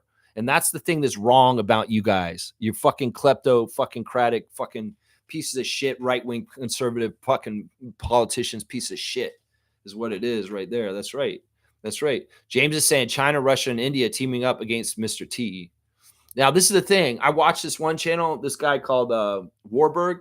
He talks a lot about Ukraine and Russia. And what he's saying is that Putin is desperate. That's why he came to Alaska to meet with Trump. He didn't never like to do this. First of all, Vladimir Putin, if he doesn't have to travel somewhere to visit somebody, he won't do it. He'll just like do it all through correspondence. The fact that he got up off his ass and came to Alaska to meet Trump shows that he's desperate, according to this Warburg guy. Ukraine is actually kicking their ass in the war. They've been destroying their supply lines for their oil, their pipelines, and their railways. So in some ways, Russia's been crippled with their economy from the inside. They're not getting supplies to people. And there's a lawlessness inside their country because they took all of their young men and they put them on the war front with Ukraine. And there's nobody policing the cities anymore. The oligarchs are hiring organized crime to be the police in the cities of Russia. And Russia's in really bad shape. And because nobody's buying Russian oil in the Western world, the two countries that Russia sells all its oil to is China and India. And well, this is peacocking by Vladimir Putin to try and show that he's strong by showing that he has allies with China and India. But he's in trouble, man, because they are not having a good economy. There's lawlessness in their country, and they're losing so much people. Like they've basically grinded Russian soldiers to death against the Ukrainian defense and just lost so many people. Like there's so many Russians that have died in this Ukraine war, like way more than Ukrainians, because in some ways the Ukraine has defensive fortifications and they can basically just pick off the Russians trying to attack them. And it's seriously crazy, honestly. So Russia's destroyed itself by engaging in the Ukraine war. It's destroyed its economy. It's destroyed generations of men that aren't going to be around because they're just dead. They've destroyed all their military equipment. And in some ways, they're peacocking right now to try and seem like they're powerful, but they're not. They're at the weakest state they've ever been. So Vladimir going to meet with India and China is a false front to try and show that he has strong relationships with them. But in the reality, he's more dependent on China and India than ever. And he has to kiss their asses. Because if China and India say, no, we're not buying Russian oil anymore, they're fucked. They're absolutely fucked. So the fact that Putin got up off his ass and went to Alaska and met Trump, and this is crazy. And then he went and saw those guys. That's a sign that he's scared and he's in a weak place. One of the things that can happen in Ukraine that most people don't know is that there's an oil pipeline that goes to the Baltic Sea. And the Ukrainians have not destroyed it out of respect to the West. They could destroy it. And they've thought about destroying it. And they're probably going to destroy it now. The U.S. is not helping Ukraine correctly because Trump's an idiot and he's a Putin puppet. So Ukraine is making overtures that they're going to destroy this pipeline that goes through to the Baltic Sea, to the North Sea. And that's going to really hurt Russia because that is one of their main ways to get their oil out. And they've been kind of on the download, not doing it out of respect to the U.S. But the U.S. is not respecting Ukraine. Ukraine may go ahead and just destroy that pipeline. And this infrastructure that Ukraine is destroying at this point, they got these Flamingo missiles now that go deeper into Russia. is absolutely devastating the Russian economy, because it's not just destroying the lines for them to bring stuff to the front lines to fight Ukraine.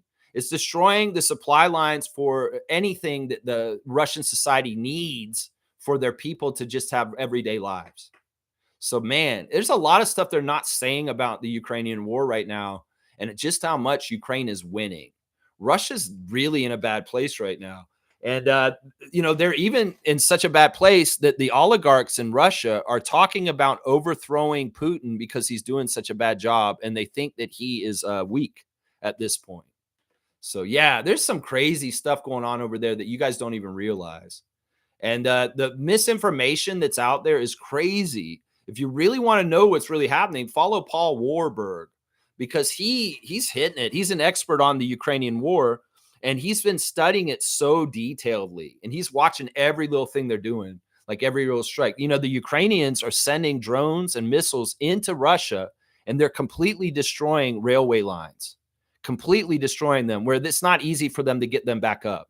They're destroying oil refineries too. They're blowing up complete oil refineries. And this is not stuff that's easy to replace or rebuild by the Russian government. So, yeah, just a little Ukraine update. I don't talk about that conflict too often on this channel, but I do know a lot more about it more and more these days because I'm following Paul Warburg. And he's on it, man. He's on it right now. It's very, very interesting stuff right there. Very interesting. Nins saying, good morning, Lex and Raptor Freak crew. Good morning to you, Raptor Freak Nins, our guy in the enemy lines of the city of brotherly love, Philadelphia. We love you, Nins. Thank you for being an admin for our Discord and things you do to help on this channel, too. Blackhawk saying, David Suzuki handed the nature of things over to his daughter and a brother to carry on the torch. There you go. I like that. So the show is not going anywhere. It's just that he's retiring. Maybe he'll make little appearances here and there, but it's his daughter who's taken over with a friend. Very, very cool. I like that. I like that. Kareem saying, I feel bad for Ballmer and the Clippers. They're always been battling the Lakers.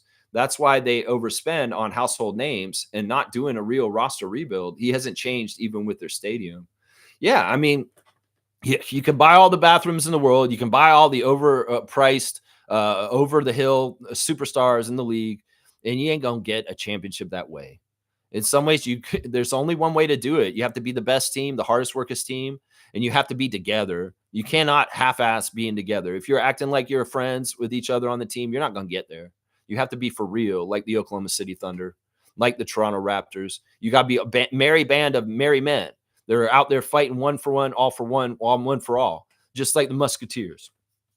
And if you ain't got that and you ain't working hard, your leadership is checked out, you got all kinds of other problems, yeah, you ain't going to do it. You ain't going to do it. Check Lindsay taking back his message. All right, let me check on my tabs real quick. We're going over the Raptors 905 schedule. Let's do the straight goods on Canadian goods. Y'all, I've wondered about beans because it seems like when I go to the grocery store, it's all American canned beans, right? And I'm like, what the fuck? Where are the Canadian beans? I want Canadian beans. I don't want Heinz. I don't want the Bush's baked beans. No, I want beans from Canada. And these are proudly Canadian brand from Montreal, Quebec. It's Clark beans. Clark canned beans. They're coming from Quebec, and they have beans, soups, and other products. So if you see the name Clark on a can of beans, that is a Canadian bean. So go ahead and buy it. They're owned and manufactured in Canada with locally sourced ingredients. So Clark's beans out of Quebec is a good source for beans in a can and soups and other products in a can. So if you see the name Clark in your grocery store, that's a Canadian brand. So go on and get that Clark. That's right. There you go. All right, let's keep going with the tabs here. Which one's next? All right, let's do the Instagram. Bruno Fernando still celebrating Angola. Still celebrating. The partying has not stopped. Jeremy Lin is coming down a water slide into a pool. Retirement is fun, isn't it, Jeremy? He's like riding kids' rides and doing all the fun kid stuff in retirement. It's like the man went to Disney World or something. The tributes to him continue to come in to Jeremy for his retirement from all kinds of different people in different places. Ryan Marchand sending him a message, Coach Brian. Let's see. There's Ray Chen saying happy retirement to him also. Yeah, just really a lot of love pouring out for Jeremy Lin in his retirement. Yuta Watanabe would like to wish a happy birthday to former Raptors Summer League player DJ Hogue. DJ Hogue turning. What was his birthday? I don't know how old he turned. I don't know. It doesn't even say on here. But happy birthday to DJ Hogue, teammate of Utah Watanabe. I think he's on the Japanese team with him. Lloyd is in New York. Looks like the New York scenery on Lloyd's screen. That's New York, right? And he's listening to Lil Tony on his. He's bumping that right now. Teresa Resch is noticing the passing of George Henry Raveling. George Henry Raveling died on September the 1st. Is deep sadness and unimaginable pain that we share the passing of our beloved coach. So this is somebody who is special to Teresa Resch, Toronto Tempo president, and she's calling him a legend. So a moment of silence and rest in power to Coach George Henry Raveling.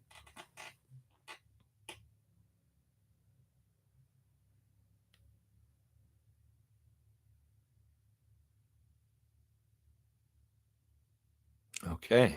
Yeah, I'm going to have to find out more about him. He's probably somebody from around Minnesota, is what I'm guessing with Teresa Resch. Shea Gilgeous-Alexander is wishing a happy birthday to his cousin who had his birthday yesterday. It was Nickel Alexander Walker's birthday yesterday. And Shea is saying it's a GOAT's birthday today.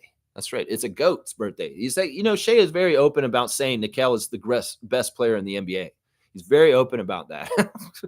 Coach Andrew Jones has got a couple of things going on his. He's got the schedule for the 905 up. He's excited about that. He's saying, who's pulling up? Well, I might be pulling up, Coach. Just to let you know, somebody's zip lining yesterday. He's out on the zip lines or walking on there. And the kids, first day back at school, there's the Jones kids. They're ready to get out there and get back to school, praying for an amazing school year is what Coach Jones's wife is saying, Team Juju. So, yeah, well, see, Ava Jones is going to just live that all-star life in school and on the basketball court. Y'all get good grades, young Jones children, and kick some ass. That's right. Ava Jones is a badass. You go on now. Yeah, there they are, each individual picture. It's a happy day, school day today. Started today. They went to school.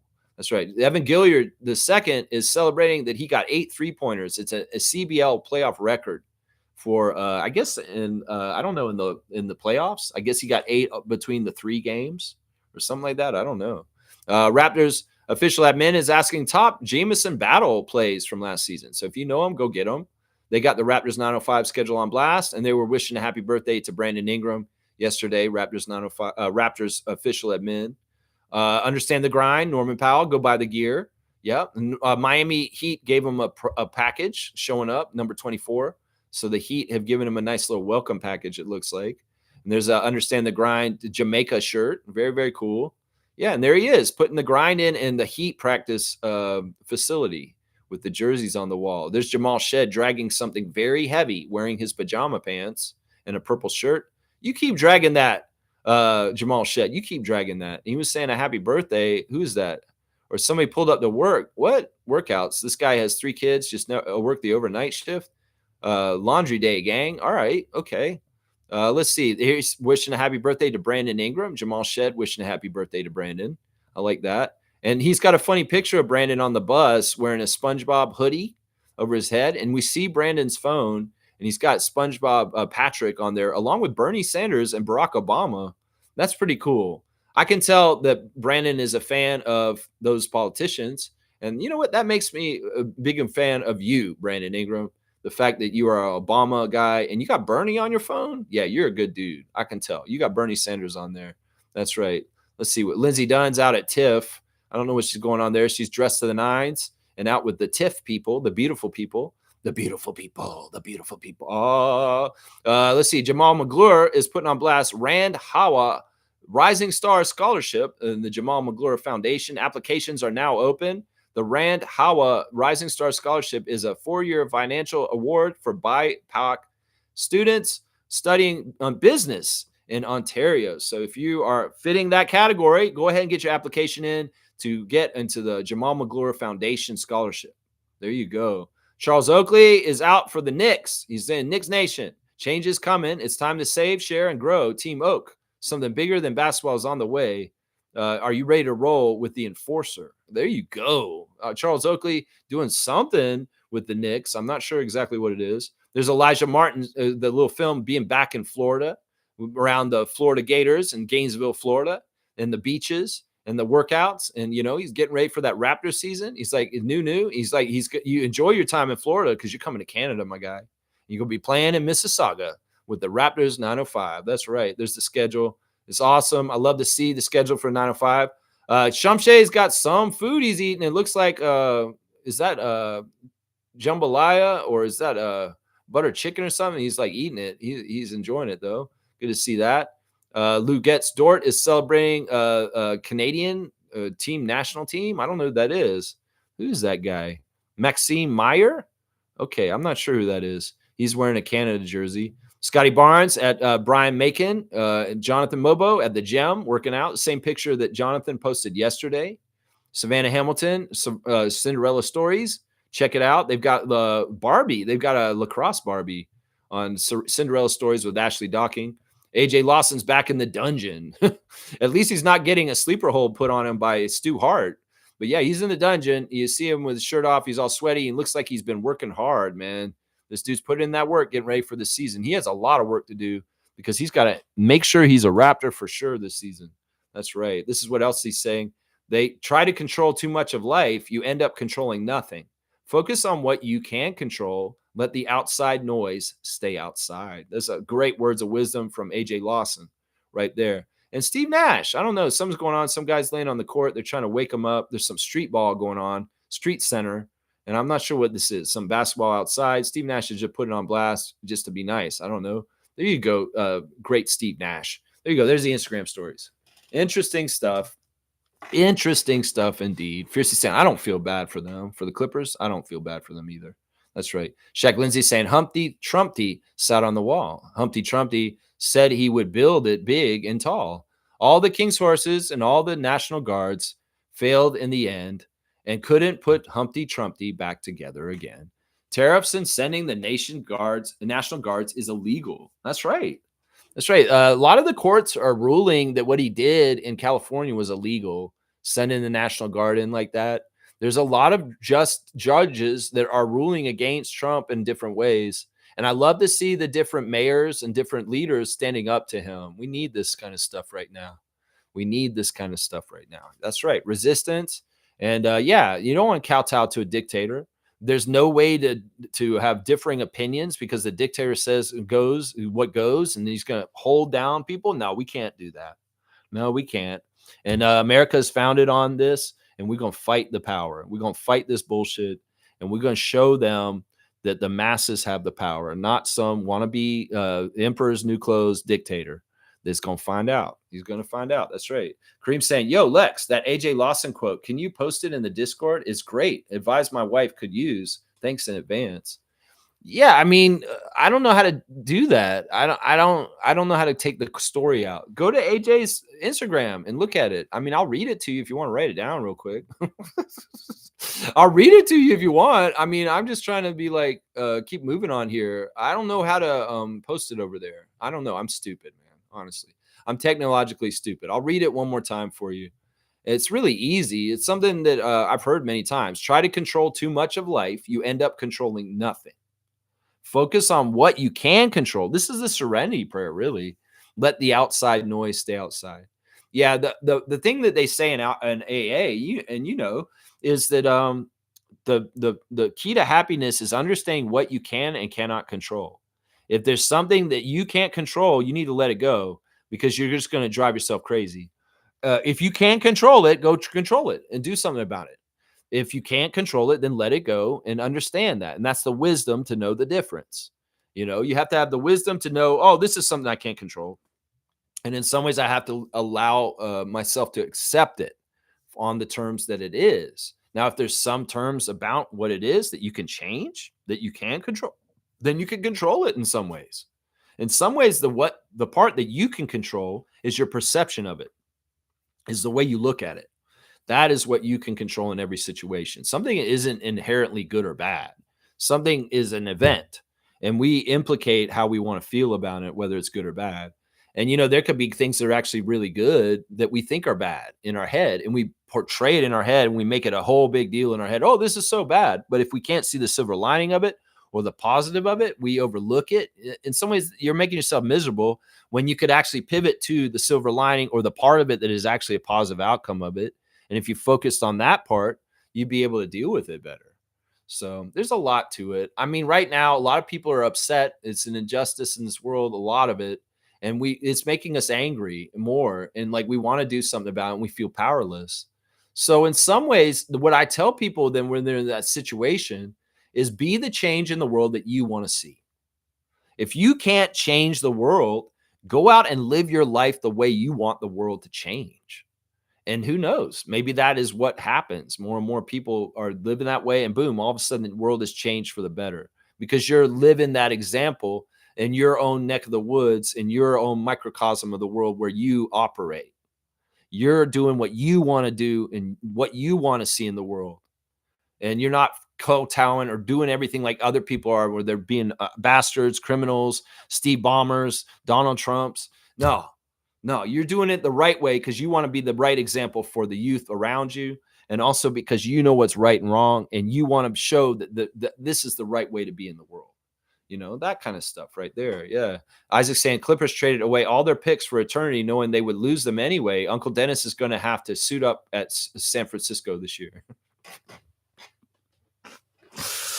That's funny. All right, let me keep going in the tabs. I know I have more stuff. Raptors Reddit reactions. Yeah, it's very interesting. This Kawhi stuff is very much the active post on here that everybody's all over right now.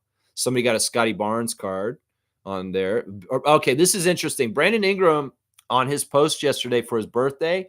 In one of the pictures, he has Glorilla with him. And it's confirming his relationship is basically what Raptors Reddit's saying. That Brandon confirms his relationship with Glorilla by including her on his birthday post yesterday. So yeah, it's official. They're an item. They're not just hanging out in Mexico, hanging around. No, they're around each other. And that's cool, man. I like that. All right, this guy's saying here, calling all armchair executives. The topic, how to fix three-point shot team volumes. What does this mean? So I'm posting this question to see what ideas y'all have to reduce the three-point shot attempts per game. It's kind of annoying to watch teams just basically shoot threes all game. I would suggest maybe only count three-point shots in the last 5 minutes of each quarter. That would, in my opinion, shift the meta of the modern NBA. You know, that's an interesting idea, but I don't think it would work. I think it's too weird. What you need to do, honestly, and this is a remarkable concept is the Redditor. What you need to do is you need to incentivize, and people have talked about this, coaches around the league, like Darko and Nick, I've heard both of them talk about this, is incentivize playing in the post again and incentivize people getting down low and trying to make some moves down there. In some ways, it's the metrics that's made everybody shoot threes because they figure, oh, you might as well go for that extra shot instead of a mid-range or just inside the three-point line. Those used to be valid shots in the NBA, but they're not anymore because metrics says, well, if you're going to be that far out, you might as well be beyond the three-point shot. And that's partly why there's an increase in three-point shots is the metrics. It's the way people look at all the money, the stats, and they're just doing it all by the numbers, analytics. It's stupid. I don't know. The main way to get more baskets near the basket is to incentivize teams to go inside and to start doing that more again. I think that the league is going to change and shift away from the three-point shot to a degree because living and dying by the three may have worked for the Celtics 2 years ago, but it didn't work for them this year. And that is not a surefire way to win. In some ways, you know, if you're going to be really relying on the three-point shot, it's going to go away from you when you need it the most and the times and late in the playoffs. And that will screw you up. But that's my answer for that. Is incentivize the low post game and the three-point shots will go down. But yeah, I don't see anything about doing anything with like three-point shooting just in the last 5 minutes. That sounds crazy. Yeah, shooting below average. Okay, wait, let me read this. It's saying, Kareem's saying, I don't know how to fix the attempts, but I damn well know how to fix the Raptors three-point percentage. And that's getting rid of that fucking Noah board.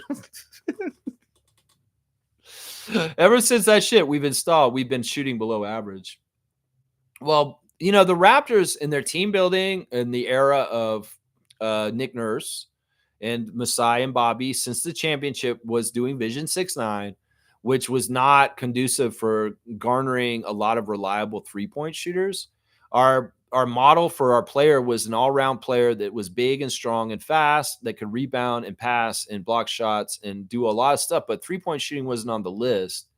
And so it's good that we drafted guys like Grady and Jacoby and got Jamison Battle, because we didn't have those kind of guys coming in as projects coming up. In some ways, you want shooter projects like Grady Dick, just like you want a big man project like Ulrich Chomche. And the Raptors just didn't have either one of those kind of projects going for a while after 2020.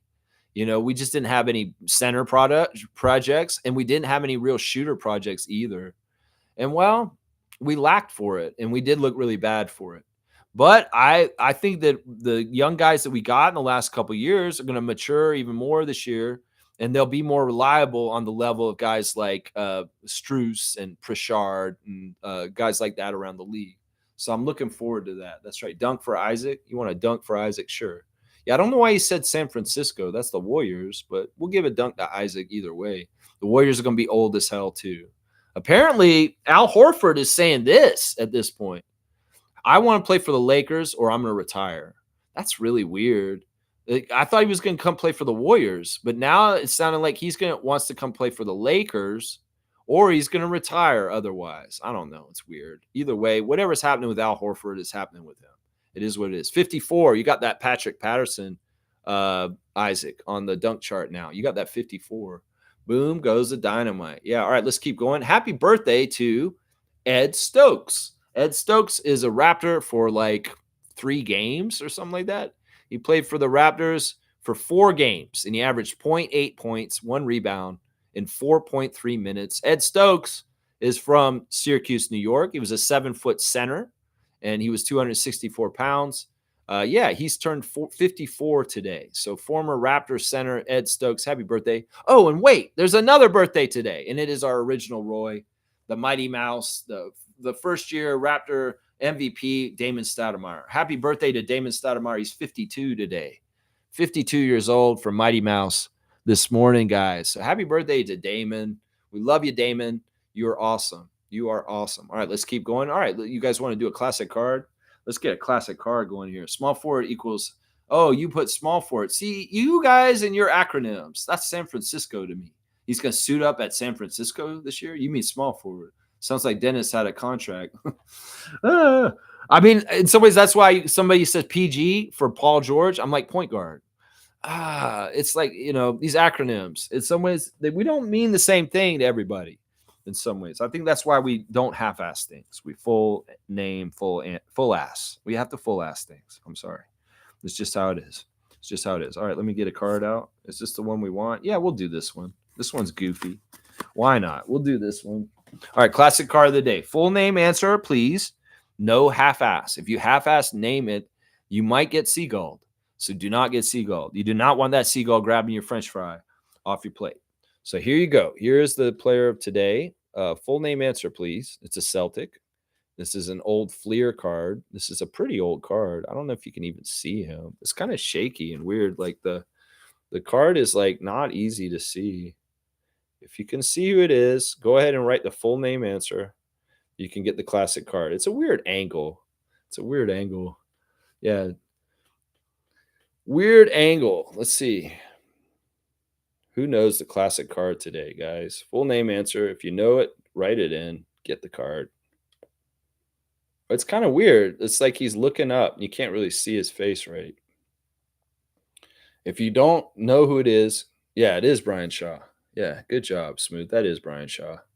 Good job. Yeah, I didn't think it was too hard, but it is Brian Shaw, of course, former Celtic and also a longtime coach in the league. He's been coaching as an assistant coach for a lot of different teams over the years, Lakers specifically with Phil Jackson. Brian Shaw's right. Kareem Thomas, you're too late. It's 100 points because it's a classic, but it's not super hard. Smooth's going to get it today. Brian Shaw. Yep. And Smooth Brown Man. 100 points to the classic card total for Smooth. All right. Yeah. Let me see. What else we got? We got about 15 minutes till 2 hours. We could talk some more. Smooth's getting clapped. Yeah. So, yeah, 905 season schedule came out.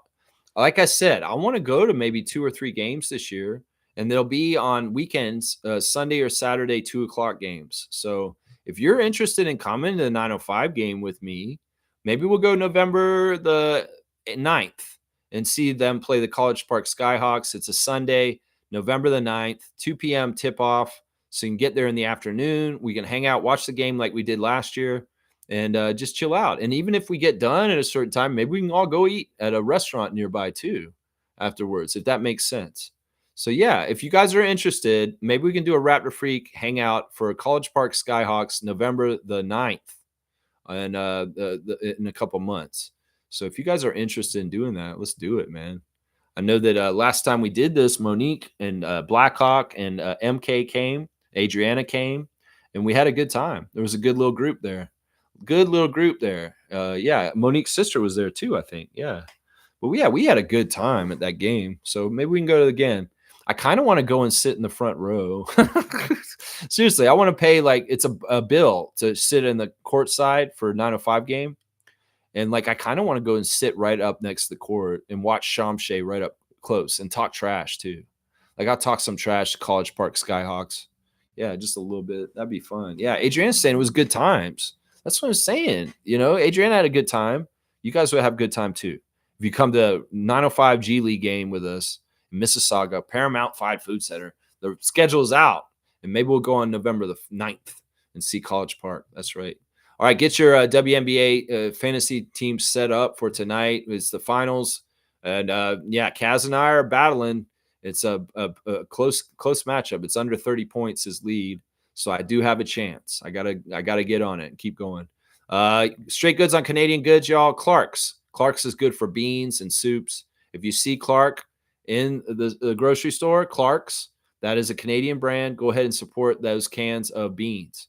That's it right there. Let's see. There's allegations against Steve Ballmer and the Clippers of paying Kawhi Leonard $28 million under the table. That is so dirty. And, well, we want to know if there's any repercussions, Adam Silver. So figure it out and let us know. All right. I guess that's it, guys. I don't really have anything else to talk about. Tomorrow will be the Thursday Think Tank. And, well, we'll have the call-in show. And I hope to see you guys' voices and opinions. I'll figure out what the subject is. Maybe we'll talk about this Kawhi thing more. Maybe we'll go on about it, and I'll make a whole stream about it because we need to put more publicity on it so that Adam Silver can't ignore it. Put more clips of it about it on YouTube, and, well, more and more people will hear about it, and then we'll talk about it more. So maybe Thursday Think Tank, the Kawhi scandal, is going to be the subject, and I'd love to hear you guys call in and give me your opinions and your voice, and maybe say stuff like, yeah, this is funny. Ha ha, Kawhi, you're an idiot, or whatever you're going to say. Kaz is saying W stream, W community. I appreciate you. W, Kaz, except for this week. I got a W. I want a W over you in the WNBA fantasy. That's right. All right, y'all. Thanks for watching. Please like, comment, subscribe, share, join the channel. If you join the channel as a member, like Smooth Brown Man, you get an awesome little logo like Fiercey and Smooth has there, and you get access to our cool emoticons, and you're supporting the channel monthly. You also get access to our Discord and our Facebook group and all kinds of other fun stuff we're doing. Yeah, and if you want to clip me out, you're more than welcome to clip me out in any kind of way from the stream. Scotty doesn't want you to clip him from Twitch streams. Well, Lex don't mind on his YouTube streams. That's right. Yeah, Kaz saying, have a good day, everyone. Yeah, that's right. Back at you, Kaz. Have a great day. Also, a great Wednesday. And I'll see you guys tomorrow on the Thursday Think Tank. Call me tomorrow and get on the air and have your opinions heard on all Raptors events and news. All right, let's get out of here. Let's go Raptors. Let's go Tempo. Let's go 905. Let's go CBL. Let's go Team Canada basketball. Let's go Isaac Campbell. That's right. Let's go Scotty Barnes. Let's go Brandon Ingram. Let's go RJ Barrett. Let's go Emmanuel Quickly. Let's go Grady Dick. Let's go Jakob Poeltl. Let's go Jamal Shed. Let's go Jacoby Walter. Let's go Sandro Mamu. Let's go Garrett Temple. Let's go Jonathan Mobo. Let's go Jameson Battle. Let's go Chucky Hepburn. Let's go Ulrich Chomche. Let's go. Everybody else that I didn't mention, I'm sorry. Oshai Abashi. Yeah. Let's go to the games when the games